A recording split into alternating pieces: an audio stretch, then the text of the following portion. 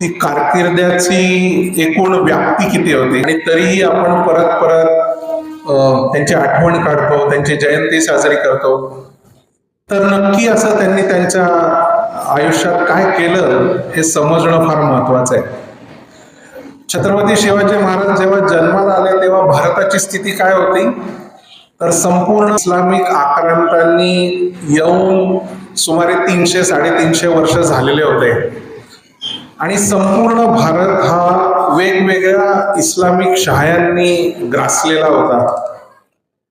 हे आक्रमण फक्त धार्मिक नव्हतं, हे आक्रमण फक्त सांस्कृतिक नव्हतं, तर सामान्य अतिसामान्य माणसाच्या कल्याणाचा विचारच मुळी या आक्रमणाने थांबवला होता. त्यामुळे शासन खूप श्रीमंत, म्हणजे तो जो मुघल बादशाह असेल किंवा आदिलशहाचा बादशाह असेल किंवा निजामशाहीचा बादशाह असेल, त्याच्याकडे अमाप संपत्ती, पण प्रजेतल्या सामान्य माणसाकडे संपत्तीच नाही, अशी परिस्थिती. राज्याभिषेक होता.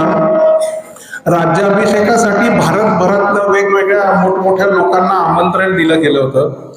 त्याच्यामध्ये फ्रेंच, पोर्तुगीज, इंग्लिश अशा सगळ्याच अधिकाऱ्यांना बोलवलं होतं.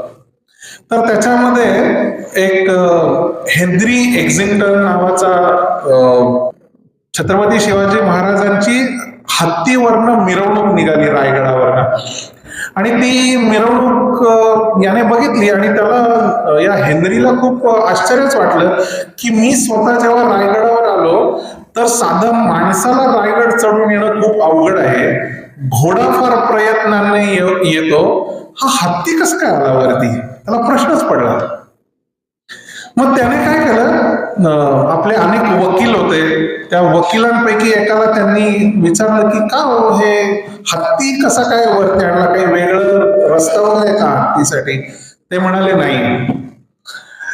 छत्रपती शिवाजी महाराजांना माहिती होतं की आज ना उद्या मला स्वतःचा राज्याभिषेक करून घ्यायचा आहे आणि तेव्हा मला हत्तीवरनं मिरवणूक काढावी लागेल. आपल्या धर्मशास्त्रात तसं सांगितलंय की मिरवणूक काढली पाहिजे.